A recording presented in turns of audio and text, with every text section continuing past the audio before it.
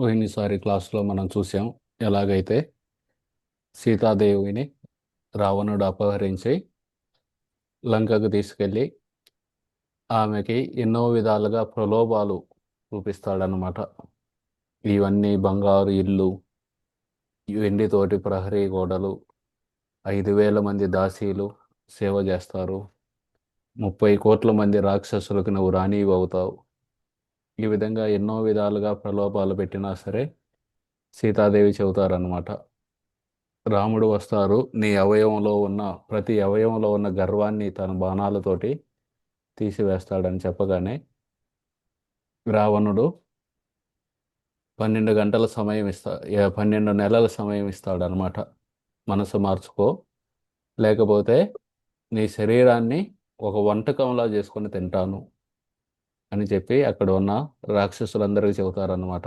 ఆమె మనసు మార్చండి, ఆ, ఈ తీసుకెళ్ళండి ఆమెని హరే ఇది ఆ, అశోక వనానికి అని చెప్పి రావణుడు వెళ్ళిపోతారు. తర్వాత వాల్మీకి ఋషి ఆ, కెమెరాని జనస్థానానికి తిప్పుతారనమాట. జనస్థానంలో ఏం జరుగుతుంది? జనస్థానంలో మారీచిని చంపాడు రాముడు. మారీచాని చంపగానే ఆ మారీచ చనిపోతూ చనిపోతూ పెద్దగా అరిచాడనమాట, హా లక్ష్మణ, హా సీత అని. ఆ విధంగా ఇదంతా జరిగింది. లక్ష్మణుడు బయటకు రావడం ఇది. రాముడు భయపడ్డాడనమాట. ఈ మారీచుడు చచ్చిపోతూ చచ్చిపోతూ ఈ విధంగా అరిచాడు. ఈ అరుపులు విని లక్ష్మణుడు గాని ఆశ్రమం నుండి బయటకు రాలేదు కదా, సీతాదేవి ఆ, సురక్షితంగానే ఉంది కదా అని భయపడి వెంటనే నడుస్తూ ఉంటారు. నడుస్తూ ఉంటే ఆయనకి ఎన్నో అపశకునాలు కనబడుతూ ఉంటాయి అన్నమాట. అక్కడ ఉన్న నక్కలన్నీ ఓల వేస్తూ ఉంటాయి. నక్కల ఓల వేయటం ఇవన్నీ అపశకునాలు అన్నమాట. వెంటనే ఆ, రాముడు త్వర త్వరగా నడుస్తూ ఆ, వస్తూ ఉంటారన్నమాట ఆశ్రమం వైపు. వస్తూ ఉంటే ఆ, ఆయనకి జంతువులు అపసవ్య దిశలో ప్రదక్షిణ చేస్తుంటాయి అన్నమాట, యాంటీ క్లాక్ వైజ్ డైరెక్షన్లో. సవ్య దిశ అంటే క్లాక్ వైజ్ డైరెక్షన్లో. మామూలుగా మనం గుడికి వెళ్తే ప్రదక్షిణ మన కుడి చేతిని భగవంతుడి వైపు ఉంచి ప్రదక్షిణ చేస్తాం. ఓన్లీ అమంగళమైనది ఏదన్నా జరిగితే, మృత్యువు అయినప్పుడు మాత్రమే ఆ మృత్యువుని చితి మీద పెట్టినప్పుడు, ఆ మృత్యువు మృతదేహాన్ని చితి మీద పెట్టినప్పుడు వాళ్ళ పెద్ద కొడుకు ఒక భుజం మీద కుండను పెట్టుకొని ఈ యాంటీ క్లాక్ వైజ్ డైరెక్షన్లో ప్రదక్షిణ చేస్తారనమాట. అది అమంగళమైన విషయాన్ని సూచిస్తుంది, అపశకునం అన్నమాట. అటువంటిది ఈ జంతువులన్నీ కూడా రాముడి చుట్టూతా ఈ అపశవ్య దిశలో ప్రదక్షిణ చేస్తుంటాయి. వెంటనే ఆయనకి అనిపిస్తుంది అనమాట, ఏదో జరగరానిది జరిగింది, అందుకే ఈ అపశకునాలన్నీ కనబడుతున్నాయి అని. నడుస్తూ ఉండగానే దారి మధ్యలో లక్ష్మణుడు కనబడతాడు. లక్ష్మణుడి ముఖం అంతా వాడిపోయి ఉంది, ఎటువంటి కాంతి లేదు.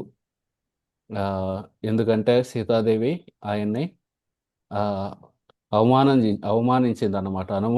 అవమానించింది. కోర్సు మనసులో లేదు ఆమెకి. ఆమె ఎలాగైనా సరే లక్ష్మణుని అక్కడి నుండి రాముడి యొక్క సేవ కోసం పంపుదామని చెప్పి అటువంటి మాటలు మాట్లాడింది. కానీ లక్ష్మణుడు అవి విని ఆయన శరీరంలో ఉన్న ప్రకాశవంతం అంతా పోయి ముఖమంతా వాడిపోయి వేలాడిపోయి వస్తూ ఉన్నాడు అనమాట.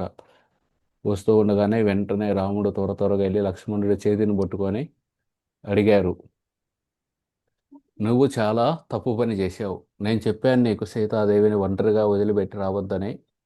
నువ్వు ఎక్కడెందుకున్నావు? మనం సీతాదేవిని పోగొట్టుకొని ఉండొచ్చు, ఈ రాక్షసులు ఆమెని అపహరించి ఉండొచ్చు అని చెబుతారనమాట. నాకు ఎడమ కన్ను అదురుతుంది. మగవాళ్ళకి ఎడమ కన్ను, ఎడమ చెయ్యి, ఎడమ తొడ ఇవి అదిరితే అవి అపశకునం అన్నమాట. ఆడవాళ్ళకి కుడి కన్ను, కుడి చెయ్యి, కుడి కాలు అదిరితే వాళ్ళకి అపశకునం. వెంటనే రాముడు చెబుతారనమాట, సీత ఎక్కడుందో చూడాలి మనం. ఆమె ఆమెకి ఈ వనవాసం చేయాల్సిన అవసరం లేదు. కైకేయి కేవలం నాకు చెప్పింది వనవాసం చేయమని. సీతాదేవికి అవసరం లేదు, కానీ సీతాదేవి తనంతట తానే వచ్చింది ఇక్కడికి.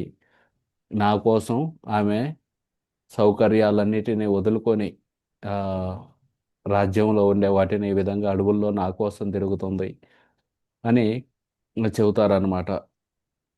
చెప్పి నేను వెళ్ళేదరికే ఆ ఆశ్రమంలో సీతాదేవి గనక నన్ను స్వాగతించడానికి కనబడకపోతే నా జీవితాన్ని నేను వదిలేస్తాను, నా ప్రాణాలను నేను వదిలేస్తాను, ఈ విధంగా చెబుతారనమాట. చెప్పి ఆ, ఇకన వాళ్ళు త్వరగా వచ్చి చూస్తారనమాట. చూస్తే ఆ, మధ్యలో నడుస్తూ నడుస్తూ రాముడు మళ్ళీ లక్ష్మణుని తిడతారనమాట. నీ మీద విశ్వాసంతో సీతాదేవిని రక్షణలో పెట్టాను, నువ్వు అలా ఎలా వదిలేసి వస్తావు అని చెప్పగానే లక్ష్మణుడు చెబుతారనమాట, నేను వదిలేసి రాలేదన్నయ్య, ఇది నాకు ఎటువంటి కోరిక లేదు, కానీ ఆమె నన్ను ఆ, అనేకమైన పరుష పదాలతోటి ఆ, అక్కడి నుండి పంపించారు అని చెబుతారనమాట. అలా చెప్పినా సరే రాముడు అంటారనమాట, ఆమె అలా అన్నా సరే నువ్వు చేసిన పని తప్పే, నే నాకు నీ గురించి నీ మీద సంతోషంగా లేదు, ఇది నువ్వు నా ఆజ్ఞని పాటించలేదు అని చెబుతారనమాట. ఆ విధంగా లక్ష్మణుడు పాపం సేవ చేస్తున్నాడు, అక్కడ సీతాదేవి తిడుతుంది వెళ్ళలేదని, ఈడ బయటకు వచ్చావని రాముడు తిడుతున్నారు. చాలాసార్లు ఇలాంటి పరిస్థితులు వస్తూ ఉంటాయి అన్నమాట మన జీవితంలో. సేవ బాగానే చేస్తాం, కానీ ఆ, ఆ, ఎవరో మనతోటి సంతోషంగా ఉండరు, అంత సేవ చేసినా సరే అలాంటి పరిస్థితి వస్తుంది. ఇక్కడ సీతాదేవి తిడుతున్నారు, రాముడు తిడుతున్నారు. సో అయినా సరే లక్ష్మణుడు సహించాడనమాట. సహనంతో దాన్ని ఆయన ఓర్చుకున్నారు. సో మనం కూడా ఇది నేర్చుకోవచ్చు అనమాట లక్ష్మణుడి నుండి. అటువంటి పరిస్థితులు వస్తూ ఉంటాయి, వాటిల్లో మనం ఆ సహనాన్ని కోల్పోకుండా ఉండాలి. ఇక అక్కడి నుండి రాముడు నడుస్తూ ఉన్నారు ఆశ్రమం వైపు. నడవలేక మధ్య మధ్యలో ఆ, పడుతున్నారు, లేస్తున్నారు. ఆయన త్వరగా వచ్చి చూస్తే ఖాళీ, ఆశ్రమం అంతా ఖాళీగా కనబడింది అన్నమాట. మొత్తం అంతా ఎతికారు. అంతా ఎతికి ఇక అక్కడ ఓన్లీ జింక చర్మాలు, ఈ దర్భలతోటి చేసిన చాపలు అవన్నీ అక్కడ ఇక్కడ పడి ఉన్నాయి. ఇక ఆయన ఆలోచిస్తున్నారనమాట, ఏమైపోయింది సీతాదేవి, ఈ రాక్షసులు వచ్చి తీసుకెళ్లారా, లేకపోతే ఏమన్నా పులులు సింహాలు వచ్చి దాడి చేసినయ్యా, ఆ, లేకపోతే ఆమె ఏమన్నా పూలు పండ్లు తీసుకురావడానికి అడవిలోకి వెళ్ళిందా, ఈ విధంగా ఆలోచిస్తూ ఉన్నారనమాట. ఆలోచిస్తూ ఆలోచిస్తూ ఇక రాముడు ఒక పిచ్చివాడిలాగా మాట్లాడుతూ ఉంటారనమాట. ఒక కదంబ చెట్టు దగ్గరికి వెళ్ళి ఆ కదంబ చెట్టుని అడుగుతారనమాట, సీతాదేవికి కదంబ పూలు అంటే ఎంతో ఇష్టం, నువ్వు చూసావా? అలాగే అర్జున చెట్టు దగ్గరికి వెళ్ళి అడుగుతారు, సీతాదేవికి అర్జున పువ్వులు అంటే చాలా ఇష్టం, చూసావా సీత ఎక్కడికి వెళ్ళిందో? అలాగే అశోక చెట్టు దగ్గరికి వెళ్తారనమాట. నీ పేరే అశోక, శోక అంటే దుఃఖం, అశోక ఎవరికన్నా దుఃఖం ఉంటే ఆ దుఃఖాన్ని తీర్చివేస్తావు, అది నీ పేరు. నేనెంతో దుఃఖంలో ఉన్నావు సీతను పోగొట్టుకొని, దయచేసి సీతాదేవి ఎక్కడుందో చెప్పు. అలాగే కర్ణికార చెట్టుకి వెళ్ళి అడుగుతారు, పున్నాగ చెట్టుకి, చందనం చెట్లకి, ఇలా అన్ని చెట్లని అడుగుతారనమాట.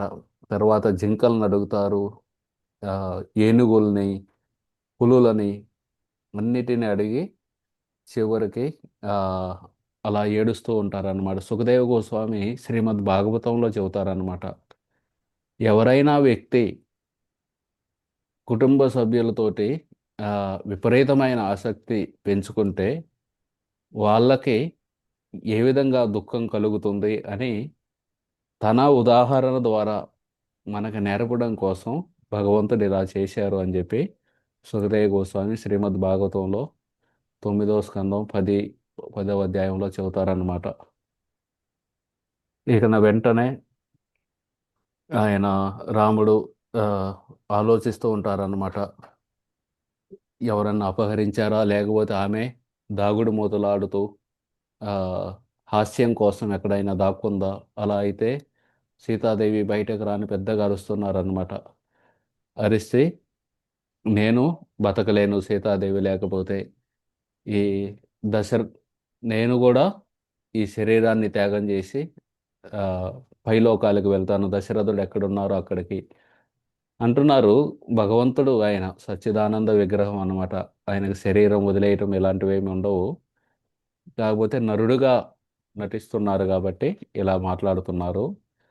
నేను ఆ విధంగా దశరథుడు దగ్గరికి వెళ్తే దశరథుడు నన్ను తిడతారు. నేను నీకు చెప్పాను 14 సంవత్సరాలు వనవాసం చేయమని, నువ్వు దాన్ని పూర్తి చేయకుండానే 12, 13 సంవత్సరాలు చేసే తిరిగి వచ్చేసావా అని తిడతారు నన్ను.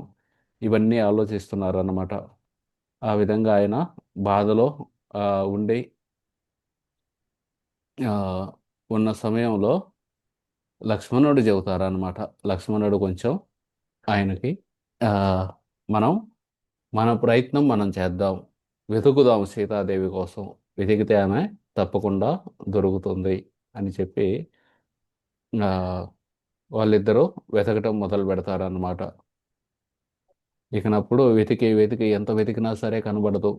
కనబడకపోతే ఇకన రాముడు చెబుతారనమాట. నా గత జన్మలో నేనేవో పాపాలు చేసి ఉంటాను, అందుకే నాకు ఇది విధంగా ఆ, రియాక్షన్ ప్రతిఫలం వస్తుంది అని బాధపడుతూ ఉంటారన్నమాట.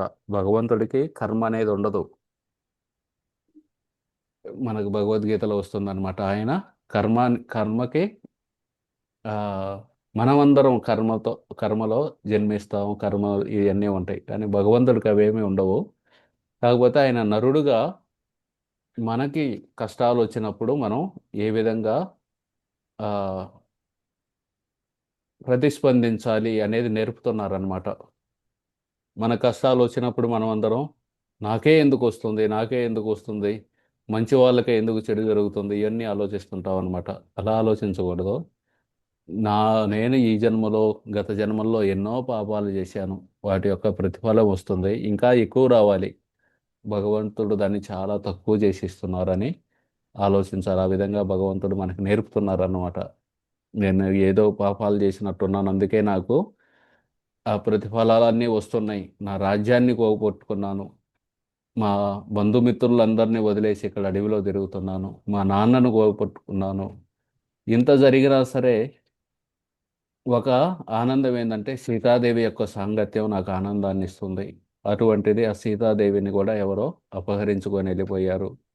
అలా అపహరించుకొని వెళ్ళినప్పుడు ఆమె పెద్దగా ఏడ్చుండొచ్చు.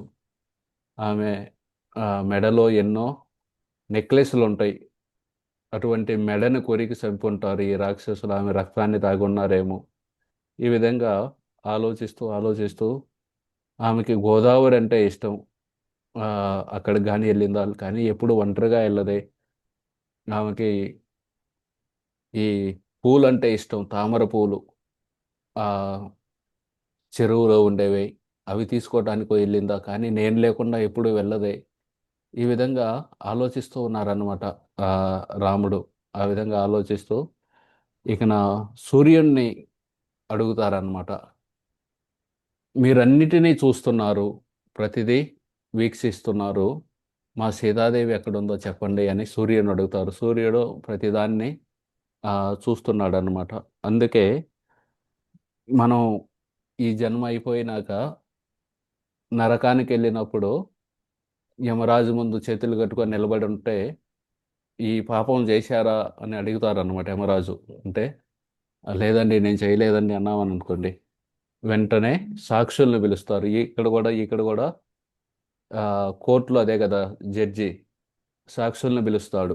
సాక్షుల్ని పిలిచి ఈయన ఈ పాపం చేశాడా, ఈ ఈ తప్పు చేశాడా అనగానే సాక్ష్యం ఉంటే వెంటనే శిక్ష వేస్తారు. సాక్ష్యం లేకపోతే ఒక్కోసారి తప్పు చేసిన వాళ్ళు కూడా తప్పించుకొని తిరుగుతారనమాట. కానీ యమరాజు దగ్గర అలా కాదనమాట. అక్కడ సాక్ష్యం చెప్పేవాళ్ళు ఎవరో సూర్యుడు, చంద్రుడు, పంచభూతాలు, ఇవన్నీ అన్నమాట. ఆ విధంగా ఎందుకంటే సూర్యుడు అన్నీ చూస్తూ ఉన్నాడు, పగలపూట ఏమేం జరిగినాయి అన్నీ చూస్తున్నాడు. చంద్రుడు రాత్రి జరిగేవన్నీ చూస్తున్నారు, పంచభూతాలు చూస్తూ ఉన్నాయి. వాళ్ళని సాక్ష్యం చెబుతారనమాట. వాళ్ళు వెంటనే చెబుతారు, చేశారండి ఈయన అనగానే వెంటనే ఓకే, పలానా నరకానికి పంపండి ఈయనకి అని చెబుతారు. ఆ విధంగా సూర్యుని అడిగారన్నమాట, మీరు చూసారా చెప్పండి అని. తర్వాత వాయువుని అడిగారు, మీరు ప్రవేశించని ప్రదేశం లేదు, ప్రతి చోటకి ప్రవేశిస్తారు, కాబట్టి సీతాదేవి ఎక్కడుందో దయచేసి నాకు చెప్పండి అని చెప్పగానే ఆ, లక్ష్మణుడు ఆయన్ని ప్రోత్సహిస్తారన్నమాట. ప్రోత్సహించి ఆ, ఉండగానే రాముడు చెబుతారనమాట, సరే మరి మళ్ళీ ఒకసారి గోదావరి దగ్గరికి వెళ్ళి వెతికిరా అని. వెంటనే లక్ష్మణుడు గోదావరి దగ్గరికి వెళ్ళి ఇక్కడంతా చూస్తారనమాట. చూసినా కానీ ఎక్కడా సీతాదేవి కనబడ, అన్ని ఘాట్లలో చూస్తారు. తర్వాత రాముడే స్వయంగా వెళ్ళి ఎతుకుతాడు.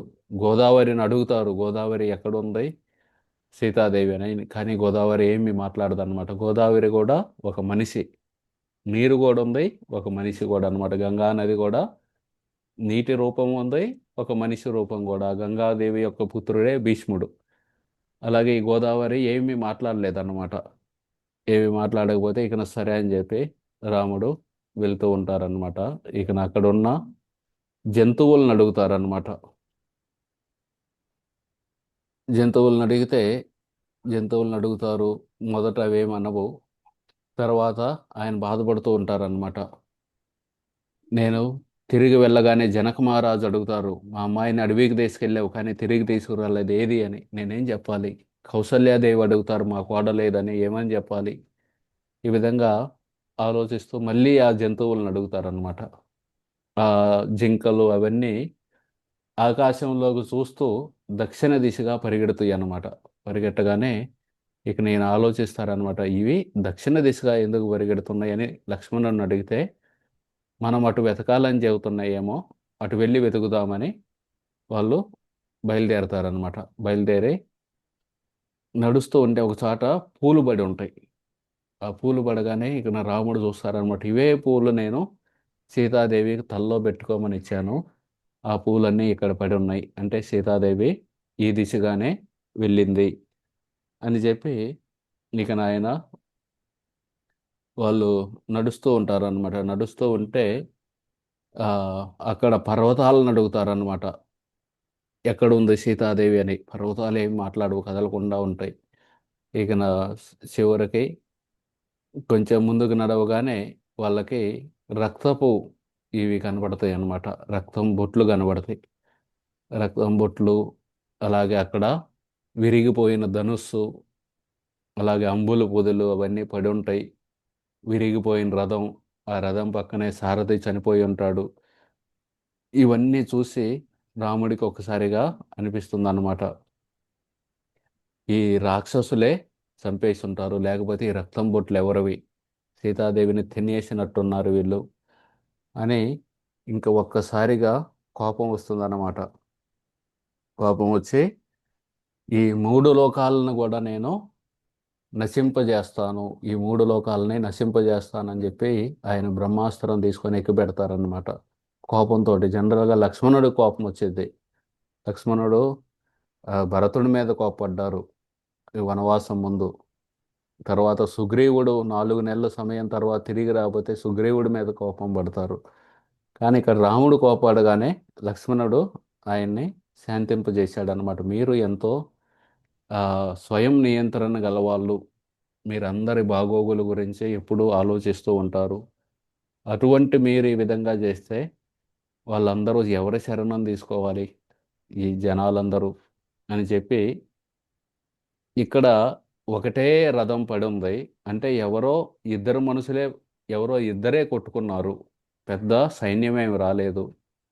అంటే ఒక వ్యక్తి చేసిన పాపానికి ఈ లోకాలన్నిటినీ నాశనం చేస్తాం మంచిది కాదు అని లక్ష్మణుడు చెబుతారనమాట. లక్ష్మణుడు చెప్పి, దేవతలందరూ ఎంతో తపస్సు చేస్తే అమృతం అనేది వచ్చింది. అలాగే దశరథ మహారాజు తపస్సు చేయటం వల్ల మీరు జన్మించారు. అటువంటిది మీరు కూడా ఒక సాధారణ పురుషుడిలాగా వ్యవహరిస్తే ఎలాగా అని చెప్పి, దురదృష్టం అంటారా? దురదృష్టం ప్రతి ఒక్కరికి వస్తుంది, దురదృష్టం రానిది ఎవరికి అని కొన్ని ఉదాహరణలు చెబుతున్నారన్నమాట. ఆ, నహూష యయాతి మహారాజు ఆయన స్వర్గానికి వెళ్ళారు. స్వర్గంలో ఇంద్రుడు అడుగుతారనమాట, మీ రాజ్యం మొత్తం మీద గొప్పవాడు ఎవరు అనగానే ఆయన కాసేపు ఆలోచించి అందరికంటే గొప్పవాడిని నేనే అంటారనమాట. అనగానే ఎవరు పొగడతలు వాళ్ళు చేసుకునే వాళ్ళు, ఎవరు గొప్పలు వాళ్ళు చెప్పుకునే వాళ్ళు స్వర్గంలో ఉండడానికి అర్హులు కాదని చెప్పి ఆయన్ని వెంటనే కిందకు పంపిస్తారు. ఆ విధంగా స్వర్గానికి వెళ్ళినా కానీ అదృష్టం బాగలేకపోతే తిరిగి వచ్చారు. అలాగే నహూష మహారాజు, ఇంద్రుడి యొక్క సింహాసనం దొరికింది. కానీ ఇంద్రుడు భార్య కూడా కావాలని చెప్పి చివరికి ఒక పాములా అయ్యాడు. అలాగే వశిష్ఠుడికి 100 మంది కుమారులు ఉన్నారు. వాళ్ళందరినీ విశ్వామిత్రుడు చంపేశారు. ఆయనకి దురదృష్టం వచ్చింది. దురదృష్టం రానిది ఎవరికి అని చెప్పి సూర్యచంద్రుల్లో కూడా దురదృష్టం వస్తుంది. రాహుకేతువులు వచ్చి వాళ్ళని మింగివేస్తారు. గ్రహణం అవుతుంది. భూదేవికి కూడా దురదృష్టం ఉంటుంది. భూకంపాలు వస్తాయి. కాబట్టి ప్రతి ఒక్కరికి ఉంది. కాబట్టి మీరు శాంతిగా ఉండాలి అని చెప్పి, ఇవన్నీ మీరే నాకు చెప్పారు ఇంతకుముందు, అవి నేను మీకు చెబుతున్నాను అని చెప్పగానే వయసులో చిన్నవాడైన లక్ష్మణుడు ఆ సలహాలు ఇచ్చినా సరే అవి మంచిగా బాగున్నాయి కాబట్టి రాముడు వాటిని స్వీకరించారనమాట. కాబట్టి మనం ఎప్పుడైనా సరే ఎవరైనా సలహా ఇస్తే వీళ్ళెవరో నాకు ఇవ్వడానికి, నీ సంగతి నువ్వు చూసుకో, ఆ, ఇలా అనకూడదన్నమాట. ఎవరన్నా సలహా ఇస్తే అది మనకు గనక ఉపయోగపడితే మన మంచి కోసం అయితే దాన్ని స్వీకరిస్తే మనం ఇంకా అభివృద్ధి చెందుతాం. అలా కాకుండా వీళ్ళెవరో నాకు చెప్పడానికి ఆ, అలా అనుకుంటే అది ఆ, మనం మన అభివృద్ధి చెందడానికి ఉపయోగపడదన్నమాట. అటువంటి దృక్పథం. ఎలాగైతే శ్రీల ప్రభుపాదుల వారు ఆ, ఒకసారి వేరే దేశాల్లో ఉన్నారు, ఆయన హాస్పిటల్లో చేర్చారన్నమాట. హాస్పిటల్లో చేరిస్తే ఆ డాక్టర్ వచ్చి ఈ ప్రేయింగ్ టూ మచ్, ఈ షుడ్ డూ సమ్ ఎక్సర్సైజ్ అన్నారనమాట. ఈయన తెగ ప్రార్థన చేస్తున్నాడు, కొంచెం ఒంటికి కూడా ఎక్సర్సైజ్ చేయాలని. ప్రభుపాదుల వారి శిష్యులందరూ కొంచెం అపరాధంలా భావించారనమాట. ఈయనేంది మా గురువు గారి గురించి ఇలా అంటున్నారని. ప్రభుపాదుల వారు ఉండి ఆయన చెప్పేది కరెక్టే అని అప్పటి నుండి మార్నింగ్ వాక్, పొద్దున్నే నడిచేవాళ్ళు అనమాట. డెబ్ అది వర్షం పడ్డా సరే గొడుగేసుకొని నడిచేవాళ్ళు. ఆ విధంగా ఏ రోజు మిస్ కాకుండా నడిచారు, ఆ డాక్టర్ చెప్పారని. అది అనుకోలేదన్నమాట ఈయనెవరో నాకు చెప్పటానికని. ప్రభుపాదుల వారు పుస్తకాలు ఫస్ట్లో భగవద్ దర్శన magazine, back to గాడెడ్ magazine print చేసేవాళ్ళు అనమాట. 4-5 పేజీలు ఉండేవి. ఒక లైబ్రేరియన్ అన్నారనమాట ఆయనకి. మీరు ఎందుకు ఇవి మ్యాగజైన్లు చేస్తున్నారు? మ్యాగజైన్లు జనాలు చదువుతారు, పారేస్తారు. మీరు పుస్తకాలు రాయొచ్చు కదా. పుస్తకాలు రాస్తే వాళ్ళు పారేయరు పుస్తకాన్ని వాళ్ళ అల్మారులో పెట్టుకుంటారు. ప్రభుపాదుల వారు వెంటనే దాన్ని స్వీకరించారనమాట. ఆ విధంగా ఎవరు చెప్పినా సరే అది గనక మంచి సలహా అయితే మనం స్వీకరించాలి. ఆ విధంగా లక్ష్మణుడు చెప్పగానే రాముడు ఆయన క్రోధాన్ని పక్కన పెట్టేసి, సరే మనం వెతుకుదాం పద, ఎక్కడ వెతకాలి అంటారనమాట. ముందు జనస్థానంలోనే వెతుకుదాం అంటాడు లక్ష్మణుడు. సరే అని చెప్పి ఆ జనస్థానంలో వాళ్ళందరూ ఆ గుహలు, కొండలు ఇవన్నీ ఎతుకుతూ ఉంటారనమాట. ఎతుకుతూ ఉంటే వాళ్ళకి ఒక చోట ఒక కొండ మీద, ఆ పర్వత శిఖరం మీద జటాయువు కనబడిద్ది. జటాయువు శరీరం మీద రక్తం ఉంటుందన్నమాట. రక్తం చూడగానే రాముడు అనుకుంటారనమాట, ఇది సీతాదేవి రక్తం. సీతాదేవి రక్తం అని చెప్పి సీతాదేవిని చంపినట్టుంది ఇది. ఈ జటాయువు చంపి తిన్నట్టుంది. ఈ జటాయువు ఒక రాక్షసి. ఈ ఒక పక్షి రూపంలో మనతో పాటు ఉండి మనం లేని సమయంలో సీతాదేవిని తిన్నదని చెప్పి బాణాన్ని ఎక్కుపెట్టి నేను దీన్ని ఈ రోజే చంపేస్తానని చంపబోతారనమాట. వెంటనే ఆ జటాయువు ఎంతో బలహీనతతోటి, ఆ ఒంట్లో సత్తువు లేకుండా చిన్నగా మాట్లాడిద్దన్నమాట. రామ ఆ రావణుడు సీతాదేవిని తీసుకొని వెళ్ళాడు. సీతాదేవినే కాదు, నా ప్రాణాలను కూడా తీసుకెళ్ళిపోయాడు అని చెప్పిద్దన్నమాట. మీ ఇద్దరు బయటకు వెళ్ళగానే ఆ రావణుడు వచ్చాడు. బలవంతం మీద సీతాదేవిని తీసుకొని వెళ్ళారు. నేను ప్రయత్నించాను నిలువరించడానికి. ఆ ఆ విధంగా ఆయన యొక్క ధనుస్సుని విరిచేశాను, ఆయన రథాన్ని విరిచేశాను, రథ సారథిని చంపాను.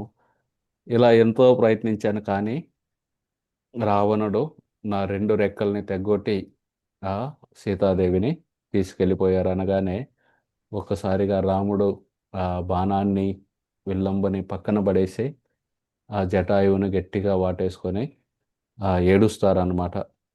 ఏడ్చి ఇంకా చెబుతారనమాట.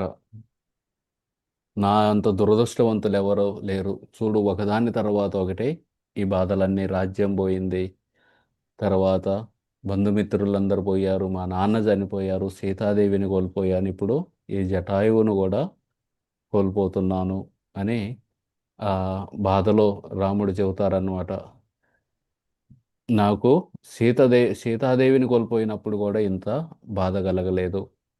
రా మా నాన్న దశరథుడిని కోల్పోయినప్పుడు కూడా ఇంత బాధ కలగలేదు. ఈ జటాయువుని చూస్తే నాకు ఎంతో బాధ కలుగుతుంది అని చెప్పి ఇంక నా చివరికి రాముడు చెబుతారనమాట జటాయువుకి. మీకు గనక కుదిరితే మీకు ఆ శక్తి ఉంటే కొన్ని వివరాలు చెప్పగలరా? ఎలా తీసుకెళ్ళాడు సీతాదేవిని? అలాగే నీవెలా నిలువరించడానికి ప్రయత్నించావు? వివరాలు చెప్పగానే జటాయువు చెప్పిద్దనమాట. నే రావణుడు ఒక తుఫానులాగా తయారు చేసి ఆ సమయంలో బలవంతంగా సీతాదేవిని తీసుకెళ్ళాడు.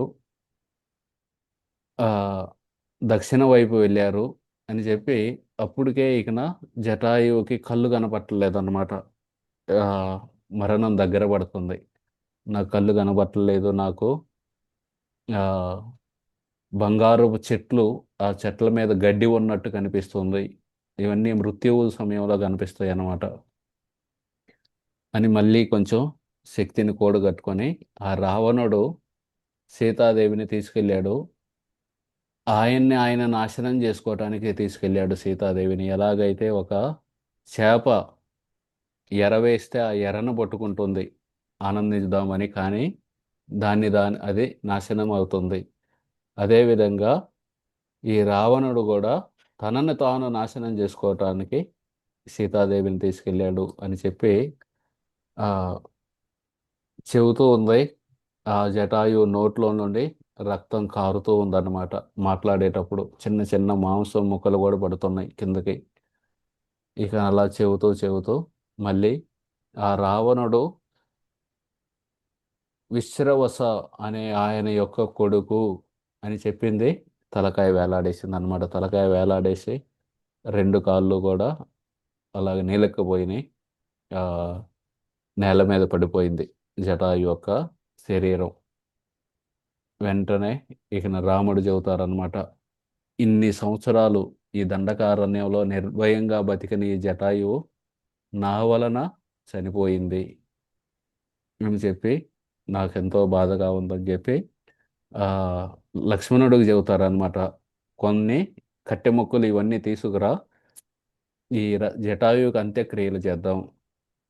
2 కట్టెలని నేను ఆరని ఆరని అంటారనమాట. యజ్ఞగుండంలో 2 కట్టెల్ని ఒకదానికొకటి కొట్టి నిప్పును సృష్టిస్తారనమాట. సృష్టించి దానితోటి వెలిగిస్తారు.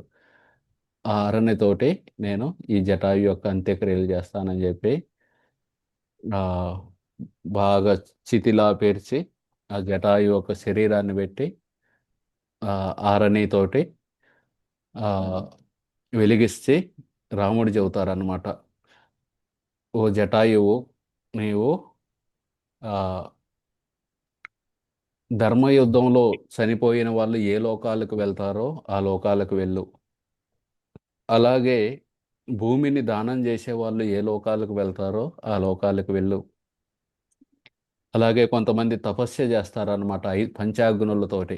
4 దిశల్లో 4 పక్కల అగ్ని పెట్టుకొని పైనుండి సూర్యుడితోటి ఈ పంచాగ్నిలో తపస్సు చేసే వాళ్ళు ఏ లోకాలకు వెళ్తారో ఆ లోకాలకు వెళ్ళు అని చెప్పి ఆ, రాముడు చెప్పగానే ఆ జటాయువు ఆ శరీరంలో నుండి ఇది ఆయన వేరే రూపం వచ్చిందన్నమాట.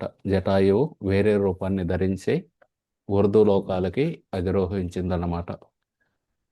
ఆ విధంగా ఈ వరాహ పురాణంలో భగవంతుడు చెబుతారన్నమాట. వరాహదేవుడు భూదేవికి. ఎవరైతే జీవితాంతం నన్ను స్మరించుకుంటారో వాళ్ళు మరణ సమయంలో ఒకవేళ నన్ను స్మరించుకోలేకపోతే నేనే వెళ్ళి నేనే వాళ్ళని స్మరించే నేను స్మరించుకుంటాను వాళ్ళని. ఆ విధంగా వాళ్ళకి ముక్తినిస్తాను. ఈ విధంగా చెబుతారనమాట. ఇక్కడ భీష్ముడు కృష్ణుడిని చూస్తూ శరీరాన్ని వదిలేశాడు. అలాగే ఈ జటాయువు కూడా రాముణ్ణి చూస్తూ శరీరాన్ని వదిలేసి ఊర్ధ్వలోకాలకి వెళ్ళిపోయిందన్నమాట. వెంటనే రాముడు ఎక్కడైనా సరే ఈ శ్మశానానికి వెళ్ళొచ్చినా సరే స్నానం చేయాలి వెంటనే. రాముడు లక్ష్మణుడు గోదావరిలో స్నానం చేసి ఆ గోదావరి నీళ్ళతోటి పిండదానం చేసి ఆ తర్పణం అర్పించి ఇంకా వాళ్ళు ముందుకు నడుస్తూ ఉంటారన్నమాట. ముందుకు నడుస్తూ ఉంటే ఒక క్రౌచ అడవి అని వచ్చేది అనమాట. జనస్థానం నుండి ఒక 12-13 కిలోమీటర్లో ఒక దట్టమైన అడవి ఉండేది, క్రౌచ అడవి అని. అక్కడ నడవడానికి కూడా దారి ఉండదు. అన్ని తీగలు, వ- ఇవన్నీ పు పుట్టలు, ఈ ఇవన్నీ ఉంటాయి. ఎలాగో ఒకలాగా అడవిని దాటి ఇంకొంచెం దూరం వెళ్ళగానే ఇంకొక అడవి వస్తుంది. ఈ క్రౌచ అడవికి మాతంగ ఋషి యొక్క ఆశ్రమం, అంటే శబరి ఉండే ప్రదేశం, ఈ రెండింటి మధ్యలో ఇంకొక అడవి ఉంటుంది. అడవిలోకి వెళ్ళగానే అయోముఖి అనే ఒక రాక్షసి లక్ష్మణుని పట్టుకుంటుందన్నమాట. రా మనమిద్దరం ప్రేమించుకుందాం, మనమిద్దరం ఈ కొండల్లో గుహల్లో ఈ నదుల మధ్య ఇక్కడంతా తిరుగుదాం అనగానే లక్ష్మణుడు ఆ శూర్పణఖ చేసినట్లే ఈమె కూడా ముక్కువను ఒక చెవి కట్ చేసి పంపించేస్తాడనమాట. తర్వాత కొంచెం ముందుకెళ్తారు. కొంచెం ముందుకెళ్తే పెద్ద శబ్దం వినబడేది. ఏందా ఈ శబ్దం అని వాళ్ళు అనుకుంటారనమాట. ఎక్కడి నుండి వస్తుంది ఈ శబ్దం అని చెప్పి ఆ, ముందుకు నడుస్తూ ఉంటే కబంధ అనే ఒక రాక్షసుడు అనమాట. ఆయనకి పొట్ట దగ్గర ఉండిద్ది నోరు, ఒకే ఒక కన్ను ఉండిద్ది. చేతులు మాత్రం చాలా పొడుగుంటాయి, ఎన్నో కిలోమీటర్ల పొడుగు. అక్కడికి వెళ్ళి ఆ చేతితోటి ఎతుకుతూ ఉంటే ఏడన్నా ఒక ఏనుగు దొరికింది అనుకోండి, ఆ ఏనుగును పట్టుకొని వచ్చి నోట్లో పెట్టుకుంటాడు. ఈ చెయ్యి ఎడం చేతితో అటు ఇటు ఇటు ఎడన్నా ఒక పులి దొరికితే దాన్ని తీసుకొచ్చి నోట్లో పెట్టుకొని తింటాడు. ఆ విధంగా ఈ కబంధ అనే రాక్షసుని చూస్తారు వీళ్ళు. చూసి ఏంది ఈ వింత రూపం అనుకుంటున్న సమయానికి ఇద్దరిని పట్టుకునిద్ది. ఇద్దరిని పట్టుకుంటాడు అనమాట. పట్టుకొని నోటి దగ్గరకు తీసుకెళ్తూ ఉంటాడు తినటానికి. అలా తింటూ లక్ష్మణుడు చెబుతారనమాట. మీరు ఎలాగో అలా తప్పించుకొని సీతాదేవిని ఎతికి మీరు అయోధ్యకు తిరిగి వెళ్ళండి, నేను ఈ కబంధుడికి ఆహారంగా మారుతానని. రాముడు చెబుతారనమాట, లేదు లేదు, మనం ఈ కబంధుడిని చంపుదామనగానే ఆ కబంధుడి కోపం వచ్చింది. కోపం వచ్చి నోటికి దగ్గరగా తీసుకెళ్ళగానే ఇద్దరు, రాముడు కుడి చేతిని భుజం దగ్గర నరుగుతాడనమాట, లక్ష్మణుడు ఎడం భుజం దగ్గర నరుగుతారు. ఇకన విపరీతంగా రక్తం కారుతూ ఉంటుందన్నమాట. రక్తం కారుతూ ఉంటే ఆ కబంధుడు అడుగుతారు అనమాట, మీరెవరు, ఏం పేర్లు అనగానే మేము రామలక్ష్మణులం అనగానే, ఓ మీరేనా, మీకోసమే నేను ఎతుకుతున్నాను, ఎదురు చూస్తున్నాను, నేను ఒక గంధర్వుణ్ణి. ఆ గంధర్వుణ్ణి అయితే ఒకసారి ఒక ఋషి, శృతశిర అనే ఋషి ఆ పూలు కోసుకోవటానికి అడవిలోకి వస్తే నేను ఈ రూపం తీసుకొని ఆయన భయపెట్టాను. ఆయన కోపం వచ్చి నువ్వు ఇలాగే ఉండిపో అని చెప్పి శాపం పెట్టారు.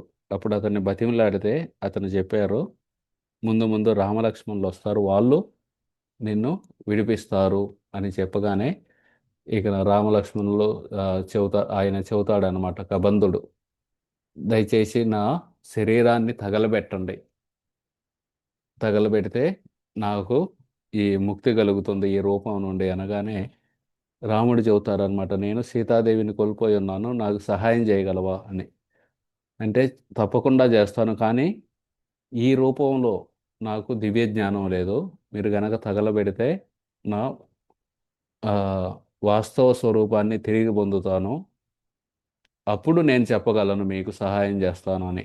ఇక వెంటనే రామలక్ష్మణులు ఒక చితిలా పేర్చి ఆ కబంధుడి శరీరాన్ని తగలబెట్టగానే ఆయన మళ్ళీ గంధర్వ రూపాన్ని పొంది చెబుతాడనమాట. మీరు మీలాంటి పరిస్థితిలో ఉన్న వ్యక్తితోటి స్నేహం చేయాలి. మీరు భార్యను కోల్పోయి ఉన్నారు.